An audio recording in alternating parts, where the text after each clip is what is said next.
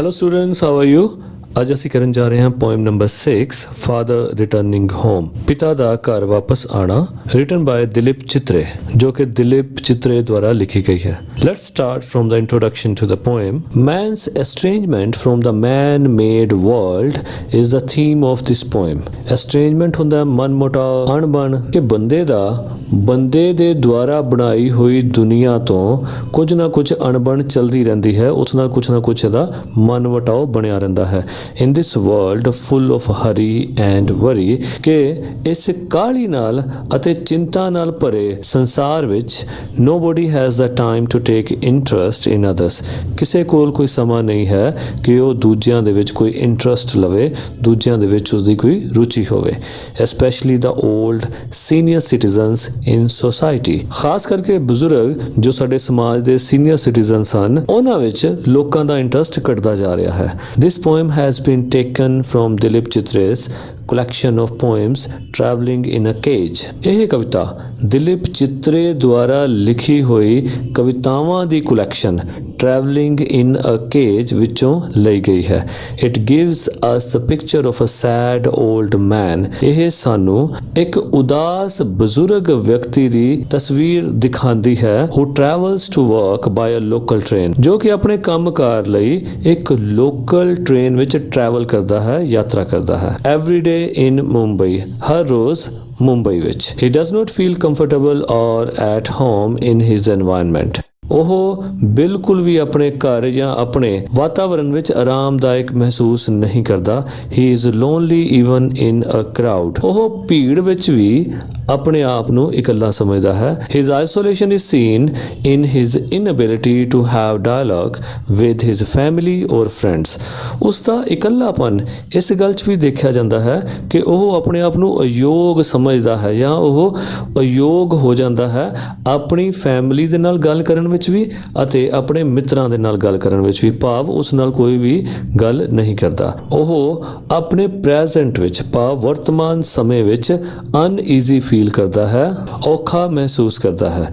So the old man enters into the distant world of the past. ਇਸ ਕਰਕੇ ਉਹ ਬਜ਼ੁਰਗ ਵਿਅਕਤੀ ਆਪਣੇ ਨਾਲ ਦੀ ਦੁਨੀਆ, ਭਾਵ ਆਪਣੇ ਭੂਤਕਾਲ ਦੀ ਦੁਨੀਆ, ਭਾਵ ਪਿਛਲਾ ਜੀਵਨ, ਉਸ ਵਿੱਚ ਉਹ ਚਲਾ ਜਾਂਦਾ ਹੈ। Or into the world of his own dreams, ਜਾਂ ਇਹ ਕਹਿ ਲਓ ਕਿ ਉਹ ਆਪਣੇ ਸੁਪਨਿਆਂ ਦੀ ਦੁਨੀਆ ਵਿੱਚ ਚਲਾ ਜਾਂਦਾ ਹੈ। This poem deals with the theme of modern man's alienation in a complex urban world. Alienation ਹੁੰਦਾ ਅਲਗਾਵ ਦੀ ਭਾਵਨਾ, ਭਾਵ ਇੱਕ ਦੂਜੇ ਤੋਂ ਅਲੱਗ ਰਹਿਣ ਦੀ ਭਾਵਨਾ। ਕਿ ਇਹ ਕਵਿਤਾ ਇੱਕ ਜਟਿਲ ਸ਼ਹਿਰੀ ਦੁਨੀਆ ਦੇ ਵਿੱਚ ਰਹਿ ਰਹੇ ਆਧੁਨਿਕ ਆਦਮੀ ਦੇ ਅਲਗਾਵ ਦੀ ਭਾਵਨਾ ਦੇ ਥੀਮ ਨੂੰ ਡੀਲ ਕਰਦੀ ਹੈ, ਉਹਦੇ ਬਾਰੇ ਦੱਸਦੀ ਹੈ। Let's start the poem. My father travels on the late evening train. ਮੇਰੇ ਪਿਤਾ ਜੀ ਜੋ ਰਾਤ ਦੇਰ ਨੂੰ ਟ੍ਰੇਨ ਆਉਂਦੀ ਹੈ ਉਹਦੇ ਵਿੱਚ ਉਹ ਸਫ਼ਰ ਕਰਦੇ ਹਨ। ਸਟੈਂਡਿੰਗ ਅਮੰਗ ਸਾਇਲੈਂਟ ਕਮਿਊਟਰਸ ਇਨ ਦ ਯੈਲੋ ਲਾਈਟ, ਅਤੇ ਉਹ ਖੜੇ ਹਨ ਉਹਨਾਂ ਮੂਕ ਸਫ਼ਰ ਕਰਨ ਵਾਲਿਆਂ ਵਿੱਚ। ਕਮਿਊਟਰਸ ਹੁੰਦਾ ਹੈ ਜਿਹੜੇ ਯਾਤਰੀ ਹੁੰਦੇ ਹਨ, ਸਫ਼ਰ ਕਰਨ ਵਾਲੇ।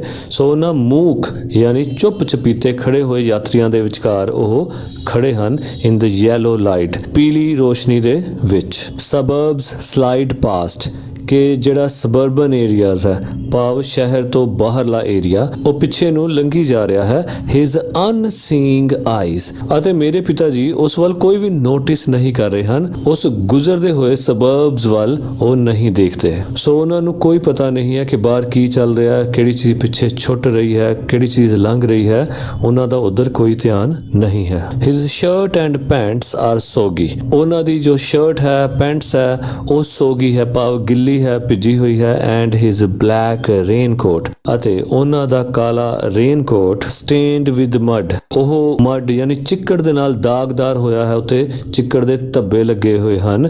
And his bag stuffed with books, ਅਤੇ ਉਹਨਾਂ ਦਾ ਬੈਗ ਜੋ ਕਿ ਬੁੱਕਸ ਦੇ ਨਾਲ ਨੱਕੋ ਨੱਕ ਭਰਿਆ ਪਿਆ ਹੈ, ਇਜ਼ ਫਾਲਿੰਗ ਅਪਾਰਟ, ਉਹ ਫਟ ਕੇ ਖੁੱਲ ਰਿਹਾ ਹੈ, ਭਾਵ ਕਿਤਾਬਾਂ ਦੇ ਬੋਝ ਦੇ ਨਾਲ ਉਹ ਇੱਕ ਪਾਸੇ ਨੂੰ ਫਟ ਰਿਹਾ ਹੈ। ਹਿਜ਼ ਆਈਜ਼ ਡਿਮਡ ਬਾਈ ਏਜ, ਤੇ ਉਹਨਾਂ ਉਹਨਾਂ ਦੀਆਂ ਅੱਖਾਂ ਜੋ ਕਿ ਉਮਰ ਦੇ ਹਿਸਾਬ ਦੇ ਨਾਲ, ਉਮਰ ਦੇ ਬੀਤਦੇ ਹੋਏ ਉਹਨਾਂ ਦੀ ਅੱਖਾਂ ਦੀ ਰੋਸ਼ਨੀ ਜੋ ਘਟ ਗਈ ਹੈ, ਡਿਮ ਹੋ ਗਈ ਹੈ, ਫੇਡ ਹੋਮਵਰਡ, ਅਤੇ ਉਹਨਾਂ ਦੀ ਧੁੰਦਲੀ ਹੁੰਦੀ ਹੋਈ ਨਜ਼ਰ ਘਰ ਦੇ ਵੱਲ ਦੇਖ ਰਹੀ ਹੈ ਥਰੂ ਦਾ ਹਿਊਮਿਡ ਮੌਨਸੂਨ ਨਾਈਟ, ਅਤੇ ਇਹ ਮੌਨਸੂਨ ਦੀ ਹਿਊਮਿਡ ਭਾਵ ਨਮੀ ਦੇ ਨਾਲ ਭਰੀ ਹੋਈ ਗਿੱਲੀ ਰਾਤ, ਉਹਦੇ ਵਿੱਚੋਂ ਦੀ ਉਹ ਧੁੰਦਲੀ ਹੋਈ ਨਜ਼ਰ ਘਰ ਨੂੰ ਦੇਖ ਰਹੀ ਹੈ। Now I can see him getting off the train, ਅਤੇ ਹੁਣ ਮੈਂ ਉਹਨਾਂ ਨੂੰ ਦੇਖ ਸਕਦਾ ਹਾਂ ਟ੍ਰੇਨ ਤੋਂ ਹੇਠਾਂ ਉਤਰਦੇ ਹੋਏ। ਭਾਵ ਇਮੇਜਿਨ ਕਰ ਰਿਹਾ, ਆਪਣੀਆਂ ਮਨ ਦੀਆਂ ਅੱਖਾਂ ਦੇ ਨਾਲ ਵਿਜ਼ੂਅਲਾਈਜ਼ ਕਰ ਰਿਹਾ ਆਪਣੇ ਪਿਤਾ ਜੀ ਨੂੰ ਕਿ ਉਹ ਹੁਣ ਉਹਨਾਂ ਨੂੰ ਦੇਖ ਸਕਦਾ ਹੈ ਕਿ ਉਹ ਟ੍ਰੇਨ ਤੋਂ ਉਤਰਦੇ ਹਨ। Like a word dropped from a long sentence,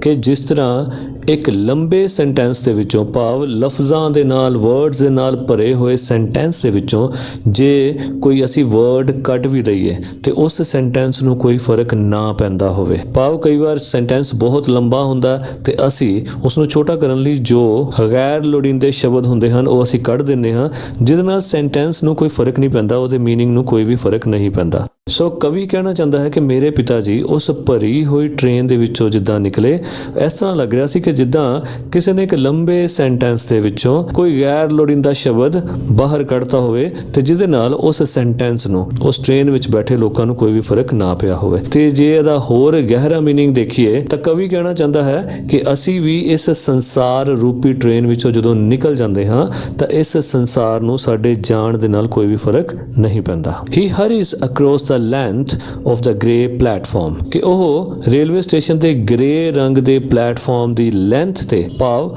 platform ਦੀ ਗਲੀ ਤੇ ਅੱਗੇ ਵਧਦੇ ਹਨ ਕਾਲੀ ਦੇ ਨਾਲ। ਕ੍ਰੋਸਿਸ ਦ ਰੇਲਵੇ ਲਾਈਨ, ਤੇ ਰੇਲਵੇ ਲਾਈਨ ਕ੍ਰੋਸ ਕਰਦੇ ਹਨ। ਐਂਟਰਸ ਦ ਲੇਨ, ਅਤੇ ਉਹ ਲੇਨ ਵਿੱਚ ਐਂਟਰ ਕਰ ਜਾਂਦੇ ਹਨ, ਕਿਸੇ ਗਲੀ ਦੇ ਵਿੱਚ ਐਂਟਰ ਕਰ ਜਾਂਦੇ ਹਨ। His chappals are sticky with mud, ਤੇ ਉਹਨਾਂ ਦੀਆਂ ਜਿਹੜੀਆਂ ਚੱਪਲਾਂ ਹਨ ਉਹ ਚਿੱਕੜ ਦੇ ਨਾਲ ਲੱਥ-ਪੱਥ ਹਨ, ਭਰੀਆਂ ਹੋਈਆਂ ਹਨ, ਭਾਵ ਉਹਨਾਂ ਦੀ ਚੱਪਲਾਂ ਦੇ ਨਾਲ ਚਿੱਕੜ ਚਿੰਬੜਿਆ ਹੋਇਆ ਹੈ। ਬਟ ਹੀ ਹਰੀਜ਼ ਔਨਵਰਡ, ਪਰ ਉਹ ਤੇਜ਼ੀ ਦੇ ਨਾਲ ਅੱਗੇ ਵਧਦੇ ਹਨ। ਹੋਮ ਅਗੇਨ ਆਈ ਸੀ him drinking weak tea, ਤੇ ਘਰ ਵਾਪਸ ਆ ਕੇ ਦੁਬਾਰਾ ਫਿਰ ਮੈਂ ਉਹਨਾਂ ਨੂੰ ਦੇਖਦਾ ਕਿ ਇੱਕ ਉਹ ਵੀਕ ਟੀ ਪੀਂਦੇ ਹਨ, ਭਾਵ ਬਿਨਾਂ ਖੰਡ ਦੇ, ਘੱਟ ਪੱਤੀ ਦੇ ਉਹ ਟੀ ਪੀਂਦੇ ਹਨ। ਈਟਿੰਗ ਅ ਸਟੇਲ ਚਪਾਤੀ, ਅਤੇ ਉਹਨਾਂ ਨੂੰ ਮੈਂ ਦੇਖਦਾ ਹਾਂ ਇੱਕ ਬਹੀ ਰੋਟੀ, ਬਹੀ ਚਪਾਤੀ ਖਾਂਦੇ ਹੋਏ।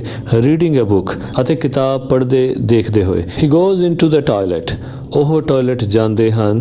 ਟੂ ਕੰਟੈਂਪਲੇਟ, ਇਹ ਸੋਚਣ, ਇਹ ਵਿਚਾਰ ਕਰਨ। ਕਿਸ ਬਾਰੇ ਵਿਚਾਰ ਕਰਨ? Man's estrangement from a man made world, ਕਿ ਆਦਮੀ ਦੇ ਵਿੱਚ ਜੋ ਅਲਗਾਵ ਦੀ ਭਾਵਨਾ ਹੈ, ਅਣਬਣ ਦੀ ਭਾਵਨਾ ਹੈ, ਉਹ ਉਸ ਦੀ ਆਪਣੀ ਹੀ ਬਣਾਈ ਹੋਈ ਦੁਨੀਆ ਦੇ ਨਾਲ ਹੋ ਗਈ ਹੈ, ਭਾਵ ਉਹ ਹੁਣ ਆਪਣੀ ਹੀ ਬਣਾਈ ਹੋਈ ਦੁਨੀਆ ਦੇ ਵਿੱਚ ਰਚ ਮਿਚ ਨਹੀਂ ਰਿਹਾ। Coming out he trembles at the sink, ਤੇ ਉਸ ਤੋਂ ਬਾਹਰ ਆ ਕੇ ਉਹ ਸਿੰਕ ਦੇ ਕੋਲ ਖੜੇ ਹੋ ਕੇ ਟ੍ਰੈਂਬਲਸ ਕਰਦੇ ਹਨ, ਭਾਵ ਕੰਬਦੇ ਹਨ, ਭਾਵ ਜਦੋਂ ਹੱਥ ਧੋਂਦੇ ਹਨ ਤੇ ਉਹਨਾਂ ਦਾ ਬੁੱਢਾ ਸਰੀਰ ਹੈ ਤੇ ਉਹ ਕੰਬਦੇ ਹੁੰਦੇ ਹਨ। The cold water running over his brown hands, ਤੇ ਠੰਡਾ ਪਾਣੀ ਉਹਨਾਂ ਦੇ ਬ੍ਰਾਊਨ ਹੱਥਾਂ ਦੇ ਉੱਪਰੋਂ ਦੀ ਗਿਰ ਰਿਹਾ ਹੈ, ਭਾਵ ਜਦੋਂ ਉਹ ਹੱਥ ਧੋ ਰਹੇ ਹਨ। A few droplets cling to the greying hair on his wrists, ਤੇ ਕੁਝ ਪਾਣੀ ਦੀਆਂ ਬੂੰਦਾਂ ਉਹਨਾਂ ਦੇ ਗੁੱਟਾਂ ਦੇ ਚਿੱਟੇ ਵਾਲਾਂ ਦੇ ਨਾਲ ਚਿਮੜੀਆਂ ਹੋਈਆਂ ਹਨ। ਹਿਜ਼ ਸਲਨ ਚਿਲਡਰਨ, ਉਸ ਦੇ ਰੁੱਸੇ ਹੋਏ ਬੱਚੇ have often refused to share jokes and secrets with him, ਉਹਨਾਂ ਦੇ ਨਾਲ ਮਜ਼ਾਕ ਕਰਨ, ਚੁਟਕਲੇ ਸਾਂਝੇ ਕਰਨ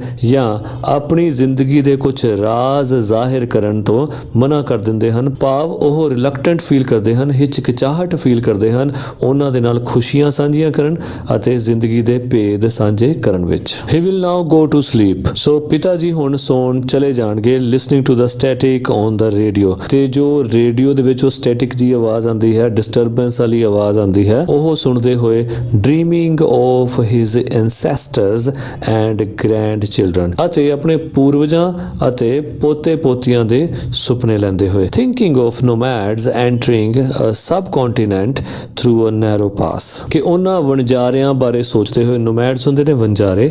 ਐਂਟਰਿੰਗ ਅ ਸਬ ਕੰਟੀਨੈਂਟ, ਇੱਕ ਉਪ ਮਹਾਦੀਪ ਵਿੱਚ ਦਾਖਲ ਹੁੰਦੇ ਹੋਏ। ਥਰੂ ਅ ਨੈਰੋ ਪਾਸ, ਇੱਕ ਤੰਗ ਦਰਰੇ ਵਿੱਚੋਂ ਦਾਖਲ ਹੁੰਦੇ ਹੋਏ, ਭਾਵ ਕਿ ਜੋ ਬਜ਼ੁਰਗ ਹੈ ਉਹ ਉਹ ਆਪਣੇ ਐਂਸੈਸਟਰਸ ਬਾਰੇ ਸੋਚਦੇ ਹੋਏ ਅਤੇ ਆਪਣੇ ਗ੍ਰੈਂਡ ਚਿਲਡਰਨ ਤੋਂ ਉਪਰਾਮ ਹੋਣ ਤੋਂ ਬਾਅਦ ਉਹ ਉਹਨਾਂ ਵਣਜਾਰਿਆਂ ਬਾਰੇ ਸੋਚਦੇ ਹਨ ਜੋ ਕਿ ਇਸ ਉਪਮਹਾਦੀਪ ਵਿੱਚ ਦਾਖਲ ਹੋਏ ਇੱਕ ਨੈਰੋ ਪਾਸ ਤੇ ਇੱਕ ਤੰਗ ਦਰਿਆ ਦੇ ਵਿੱਚੋਂ ਹੁੰਦੇ ਹੋਏ। ਨੈਰੋ ਪਾਸ ਤੋਂ ਭਾਵ ਇੱਕ ਤੰਗ ਦਰਿਆ ਤੋਂ ਭਾਵ ਇੱਥੇ ਖੈਬਰ ਦਰਿਆ ਦੀ ਗੱਲ ਹੋ ਰਹੀ ਹੈ ਤੇ ਨਾਲ ਹੀ ਉਹ ਆਪਣੇ ਐਂਸੈਸਟਰਸ ਭਾਵ ਪੂਰਵਜਾਂ ਦੀ ਵੀ ਗੱਲ ਕਰ ਰਿਹਾ ਹੈ। ਇਹ ਕਿਹਾ ਜਾਂਦਾ ਹੈ ਕਿ ਇੰਡੀਆ ਦੇ ਵਿੱਚ ਰਹਿਣ ਲਈ ਉਸ ਸਾਈਡ ਤੋਂ ਕੁਝ ਵਣਜਾਰੇ ਇਸ ਸਬ ਕੰਟੀਨੈਂਟ ਇਸ ਉਪ ਮਹਾਦੀਪ ਵਿੱਚ ਉਸ ਨੈਰੋ ਪਾਸ ਭਾਵ ਖੈਬਰ ਦਰਿਆ ਤੋਂ ਹੁੰਦੇ ਹੋਏ ਇੱਧਰ ਐਂਟਰ ਕੀਤੇ। ਸੋ ਮੇਰੇ ਪਿਤਾ ਜੀ ਉਹਨਾਂ ਬਾਰੇ ਸੋਚਦੇ ਹਨ। ਸੋ ਇਹ ਸੀ poem father returning home written by Dilip Chitre. ਬਹੁਤ ਹੀ ਟੱਚੀ ਪੋਇਮ, ਬਹੁਤ ਹੀ ਇਮੋਸ਼ਨਲ ਪੋਇਮ। ਸੋ ਇਸ ਪਦਾਰਥਵਾਦੀ ਦੁਨੀਆ ਵਿੱਚ ਹੁਣ ਹਰ ਇੱਕ ਵਿਅਕਤੀ ਹੀ ਇਕੱਲੇਪਨ ਦਾ शिकार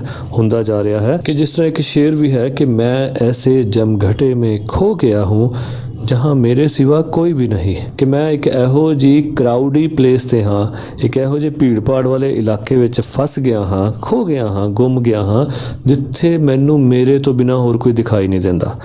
ਭਾਵ ਅਸੀਂ ਇੰਨੀ ਭੀੜ ਦੇ ਵਿੱਚ ਵੀ ਆਪਣੇ ਆਪ ਨੂੰ ਇਕੱਲਾ ਮਹਿਸੂਸ ਕਰਦੇ ਹਾਂ ਕਿ ਜਿਸ ਤਰ੍ਹਾਂ ਰਾਣਾ ਸਾਹਰੀ ਜੀ ਲਿਖਦੇ ਹਨ ਕਿ ਕੋਈ ਦੋਸਤ ਹੈ ਨਾ ਰਕੀਬ ਹੈ, ਤੇਰਾ ਸ਼ਹਿਰ ਕਿਤਨਾ ਅਜੀਬ ਹੈ। ਕਿ ਸ਼ਹਿਰ ਵਿੱਚ ਸਾਨੂੰ ਦੋ ਤਰ੍ਹਾਂ ਦੇ ਵਿਅਕਤੀ ਜਾਣਦੇ ਹੁੰਦੇ ਹਨ, ਜਾਂ ਤਾਂ ਸਾਡੇ ਦੋਸਤ ਤੇ ਜਾਂ ਸਾਡੇ ਦੁਸ਼ਮਣ। ਕਿ ਹੁਣ ਇਹ ਕਿਹੋ ਜਿਹਾ ਸ਼ਹਿਰ ਬਣ ਗਿਆ ਜਿੱਥੇ ਨਾ ਕੋਈ ਦੋਸਤ ਹੈ ਨਾ ਹੀ रकीब है। रकीब यानी दुश्मन, राइवल। वो जो इश्क था वो जुनून था, ये जो हिज्र है वो नसीब है। कि जो मैं प्यार पा के बैठा सी वो तो मेरा एक जुनून सी, पर उस तो विछोड़ा ये मेरा नसीब है। ठीक, यहाँ किसका चेहरा पड़ा करूं, यहाँ कौन इतना करीब है। कि ना नेड़े कौन है जिदा मैं चेहरा पढ़ सका, पाव कोई भी मेरे अन्य करीब नहीं है। मैं किसे कहूँ मेरे साथ चल, यहाँ सब के सर पे सलीब है। जिन्हों कहते ने कैरी वंस ऑन क्रॉस। कि जिस तरह ਯਿਸੂ ਮਸੀਹ ਜੀ ਦੀ ਕ੍ਰੂਸੀਫਿਕਸ਼ਨ ਵੇਲੇ ਜਦੋਂ ਉਹਨਾਂ ਨੂੰ ਸੂਲੀ ਤੇ ਚੜਾਉਣਾ ਸੀ ਤਾਂ ਉਹਨਾਂ ਨੂੰ ਕ੍ਰੋਸ ਦੇ ਨਾਲ ਬੰਨਿਆ ਸੀ।